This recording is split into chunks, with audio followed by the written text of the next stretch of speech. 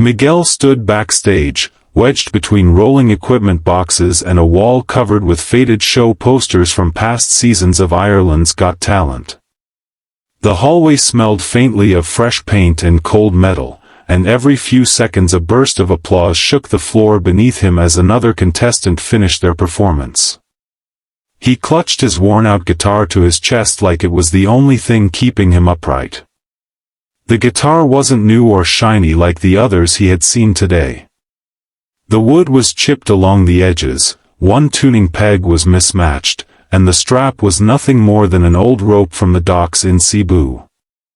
The strings had been replaced so many times that some of them no longer matched in color. To Miguel, the guitar wasn't broken, it was a piece of home, a memory of long afternoons by the sea where music helped drown out hunger. He swallowed hard. His throat felt tight, and his hands were trembling so much the pick almost slipped from his fingers. He rubbed his thumb along the faded photo of his mother tucked into the back of the guitar. She was smiling, wearing her work uniform from a small eatery in Cebu. He whispered in Cebuano, his voice barely a breath, "Ma, unta makaya nako. Para anay nimo, ma." He prayed that somewhere, despite the thousands of miles between them, she could feel his courage. The host approached him, headset slung around his neck, clipboard in hand. He offered Miguel a gentle smile, the kind people give when they don't know your story but can sense your struggle. "You ready, buddy? You're up after the next act." Miguel nodded, though he didn't feel ready at all. His heart was pounding so loudly he wondered if the cameras would pick up the sound. He glanced down at his clothes, simple jeans, a faded shirt with a small hole near the hem, and a patched jacket that his younger sister had stitched together. He had walked barefoot through flooded streets in Cebu as a kid. Today he wore old shoes that were 2 sizes too big, donated from a neighbor. He shifted from foot to foot, feeling the heaviness of the moment. This wasn't just an audition. This was possibility. A chance for something to change. A chance that their small rented room back home might finally have real meals, not rice with salt and water. The muffled roar of applause echoed again, signaling the end of another performance. The hallway lights flickered. A staff member waved her clipboard at him.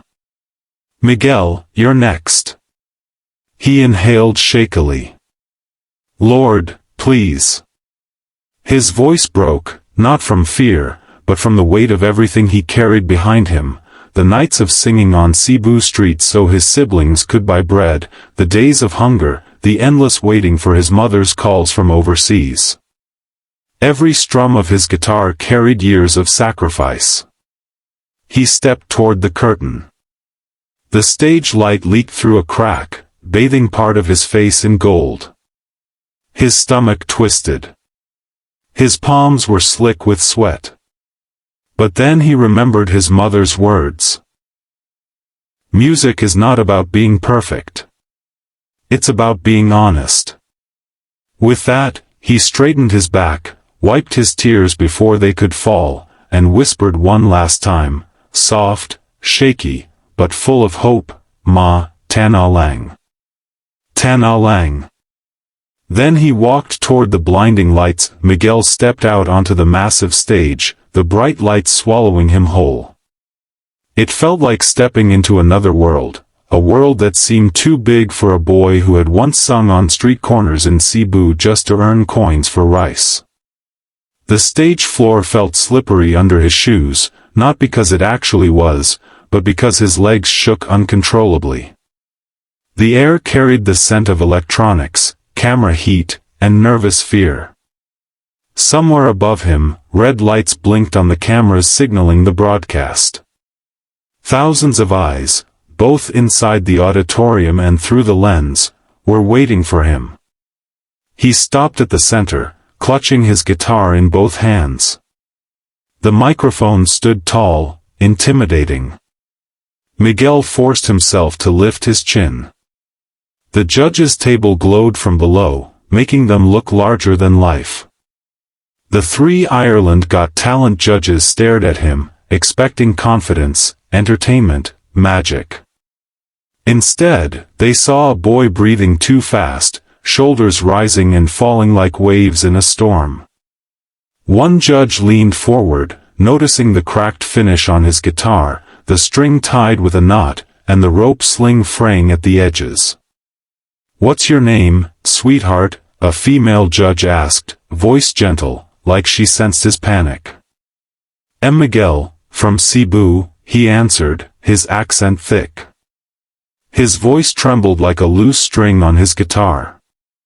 "And what are you doing for us today?" another judge asked. This one had sharp eyes that seemed to cut through him, but not unkindly.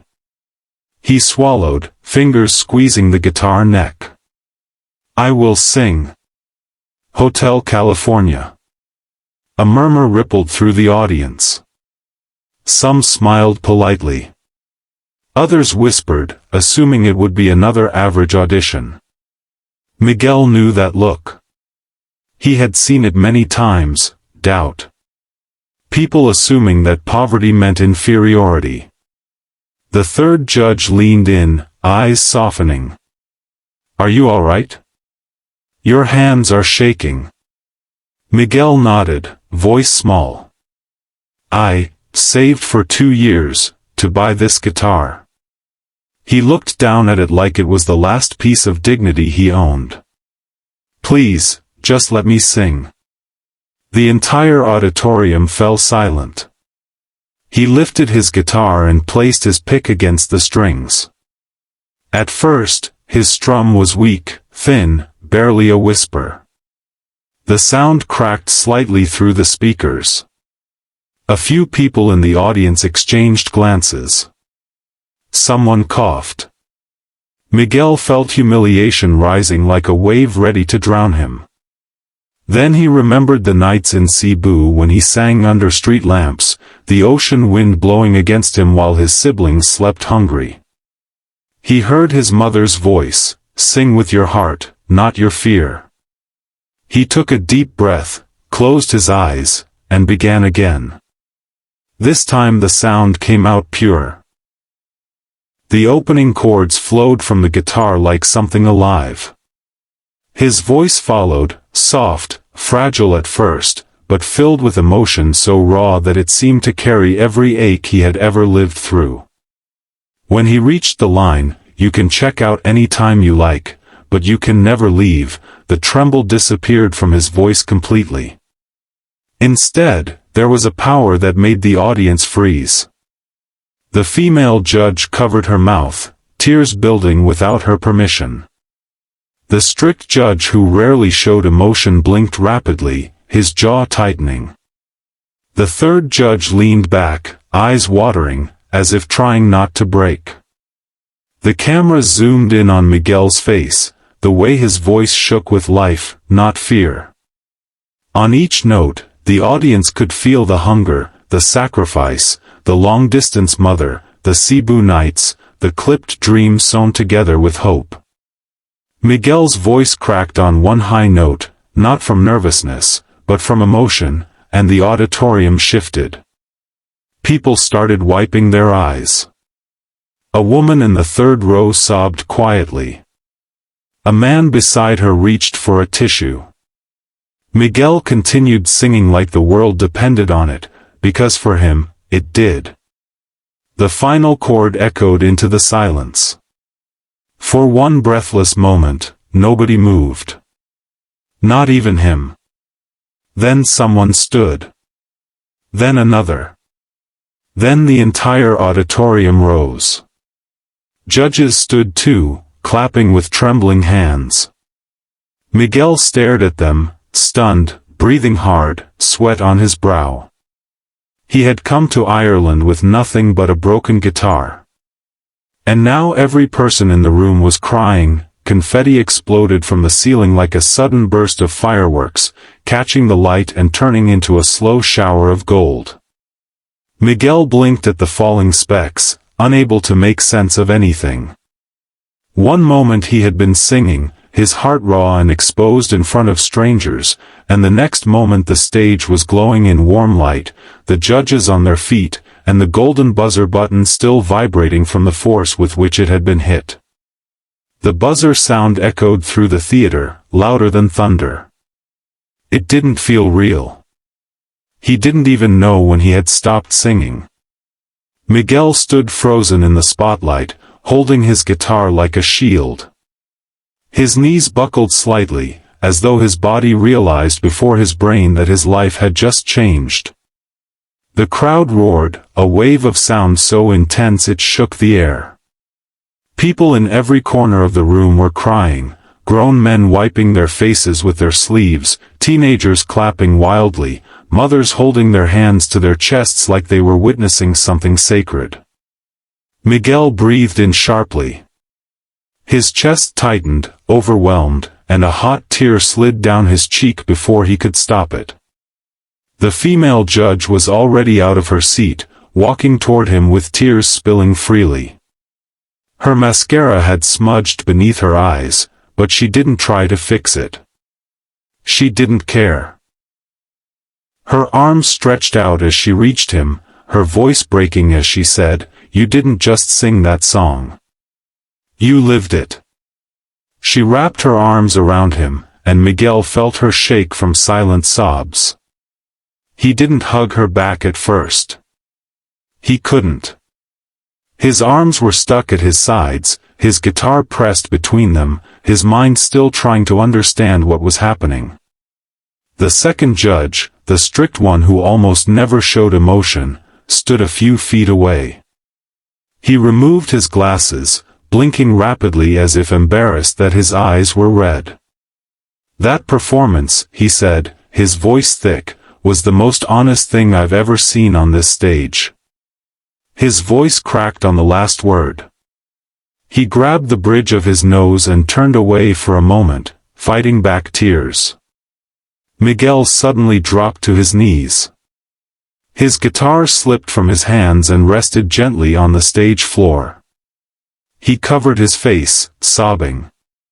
Not the quiet tears of nerves, these were the deep, shaking, helpless tears of a boy who had carried too much for too long. He wasn't crying because he won. He was crying because someone finally saw him. Someone finally heard him. The audience leaned forward, watching a life change in real time. In between sobs, Miguel whispered, barely audible, "Mama, we made it." The microphone caught it, and the words echoed through the whole theater. The crowd reacted immediately, more tears, louder applause. The camera zoomed in on his face, wet with emotion, and the image displayed on the massive screens above the stage. The third judge walked up slowly. He knelt in front of Miguel, gently placing a hand on his shoulder. "You came here with nothing," he said softly, "but you walked off this stage with everything. Your voice, it healed something in this room." The confetti kept falling. The lights kept shining. Miguel's heartbeat finally slowed as he realized he wasn't dreaming. For the first time in his life, he wasn't invisible. He wasn't the poor boy singing for coins in Cebu. He wasn't the boy waiting for a call from a mother who had to leave to feed them. He was Miguel, the boy who sang Hotel California and made the world cry. And everything that hurt suddenly felt worth it.